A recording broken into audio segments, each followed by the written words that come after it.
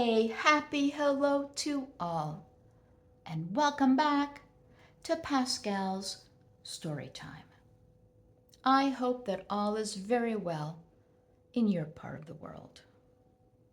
Today's fabulous story, Ogopogo, the Misunderstood Lake Monster, written by Dawn Levers, with bright illustrations by Jack Thompson. Ogopogo, the Misunderstood Lake Monster, the Broken Bridge Adventure. Between sapphire blue mountains, there's a beautiful valley. In the middle of the valley, there is a huge glittering lake called Okanagan. The air in the valley is fresh and clean. The hills surrounding the glittering lake are filled with peach, apple, and cherry trees. On the surface of the lake, there's something very different. It is a floating bridge. The bridge is one of the longest of its kind in the world. The floating section is held in place by strong cables. These cables go deep into the water to huge anchors. The anchors are even bigger than those found on ocean-going ships. There's also something else very strange about this lake. Not on it, but in it. For underneath the surface of the water, there lives a misunderstood lake monster named Ogopogo. Ogopogo has lived in Okanagan Lake for many, many years. He is the great-great-great-grandson of a fierce fire-breathing dragon from the Middle Ages named Percival. Percival used to kidnap fair maidens from castles and carry them off to his dark cave. Brave knights in shining armor would fight great battles with Percival to rescue their maidens. To this day, nobody is quite sure why he ran off with the maidens.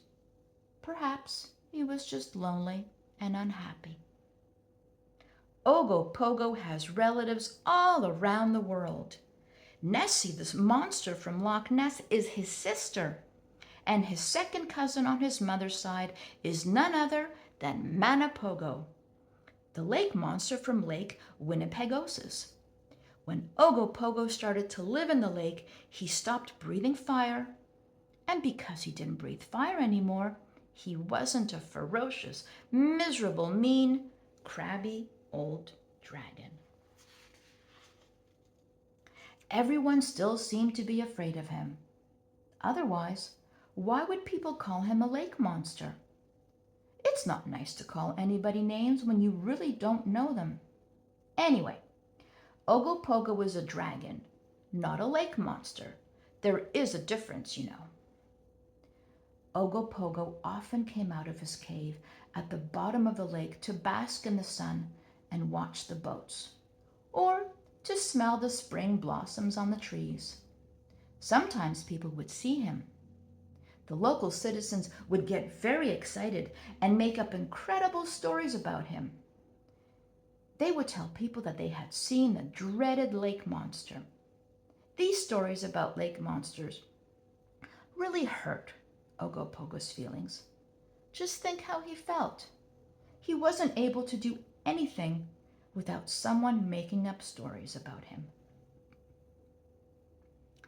One day, a reward was offered to anyone who was able to get a good picture of him. People from all over the world wanted a chance at the prize. The reward was for $1 million. Ogopogo decided that if they wanted a picture of him that much, then they might want to capture him too. Therefore, he planned to make it very hard for people to find him and even harder to get his picture. Then, one sunny day, at the start of the holiday season, something happened to make people of the valley change their minds about Ogopogo forever. Other than a few dark clouds at the far end of the valley, the day started like any other in the sunny Okanagan. All the cherries had been picked from the trees, and the peaches were growing big, ripe, and juicy. Today was the beginning of summer holidays, and buses had arrived to take the children off to summer camp. Children from around the valley were anticipating their new adventure. Some were happy and excited. Others were a little fearful because this was going to be their first time away from home. Moms and dads were hugging and kissing the children and reminding them to eat their vegetables and brush their teeth. At last, the buses were loaded and starting to leave. The children all waved goodbye as their moms and dads watched. 1, 2, 3, down the road to adventure they went. To get to the summer camp, the buses had to cross the floating bridge. On this day, there were some men working on the anchor lines that hold the bridge in place. As the buses full of singing children got closer to the bridge, the bright, sunny day suddenly became dark and gloomy. Big waves stirred up by a strong wind began to roll down the lake. As the buses crossed onto the floating section, a huge wave hit the bridge. There was a loud crack as the cable snapped and a big piece of the bridge broke away. The driver of the first bus jammed on his brakes and the bus stopped just before it went off the edge and into the deep water. The children all started to scream for help, but there was nothing the men working on the bridge could do. Everyone anxiously watched as the big waves pushed the broken section of the bridge farther and farther away. Meanwhile, Ogopogo had been having his morning meal of trout and lake veggies when he heard the children's cries for help. He raced to the surface to see what was causing the commotion. The people on the bridge were amazed to see Ogopogo rising to the surface of the lake. They were afraid that he was going to harm the children. Because Ogopogo was not like his great-great-great-grandfather Percival, he had no intention of frightening the children. He didn't want to fight with anyone. Even if he did, there aren't any knights in shining armor to battle with these days, are there? No. All Ogopogo wanted to do was help the children on the buses. Ogopogo raced into action, and he had to swim at top speed to catch up to the broken section.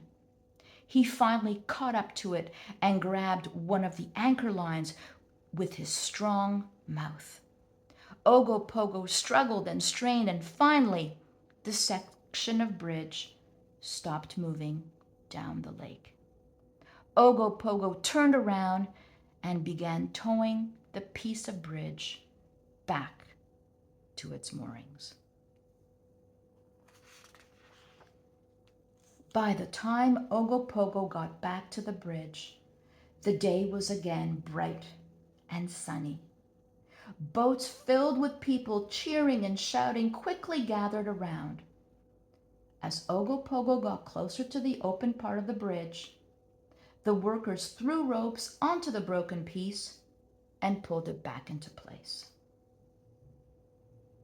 Ogopogo let go of the line and turned around to watch the excitement at the bridge.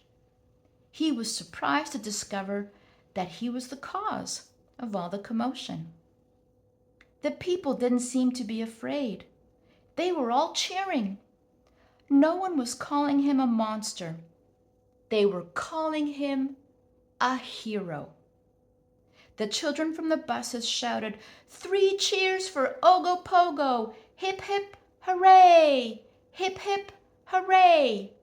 Hip, hip, hooray!" Ogopogo was so surprised, he didn't know what to think.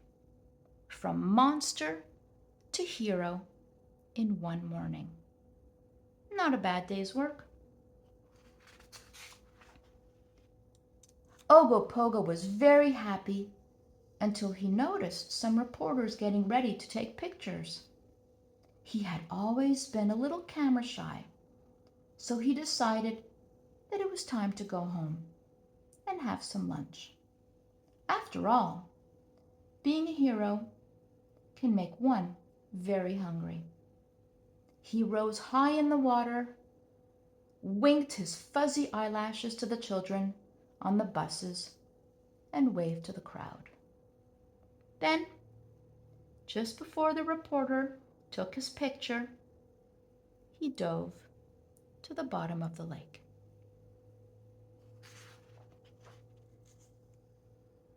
Because Ogopogo disappeared so quickly, there is still no picture of him. But if you watch for him on Okanagan Lake, every now and then you may catch a glimpse as he comes up for a breath of that fresh Okanagan air. If you can't find him, perhaps it would be easier to locate the people who were at the bridge that day. They can tell you all about their adventure with Ogopogo.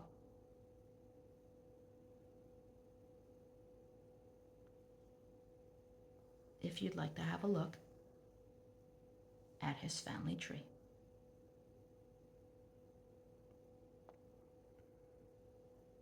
Ogopogo, the misunderstood lake monster.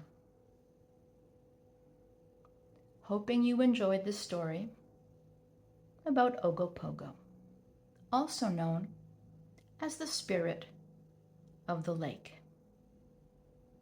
Take good care of yourselves. Sweet dreams always. Be kind.